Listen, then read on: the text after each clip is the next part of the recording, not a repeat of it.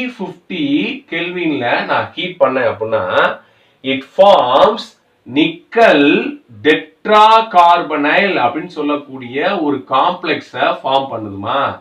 இது என்னதுயா? நிக்கல்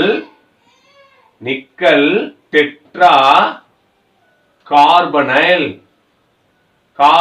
அப்படின்னு சொல்லக்கூடிய ஒரு வாலடைல் காம்பவுண்ட இது ஃபார்ம் பண்ணுது. அடுத்து என்ன செய்யணும்? இதை ஃபர்தரா ஹீட் பண்றோம். எதை? இந்த நிக்கல் டெட்ரா கார்பனைல ஃபர்தரா ஹீட் பண்றோம். எவ்வளவு சார் அப்படின்னா 460 கெல்வின் ஹீட் பண்ணோம் அப்படின்னா இது டீகம்போஸ் ஆகி நிக்கலாவும் கார்பன் மோனாக்சைடாவும் பிரிஞ்சிருது. நிக்கலாவும் கார்பன் மோனாக்சைடாவும் பிரிஞ்சிருது.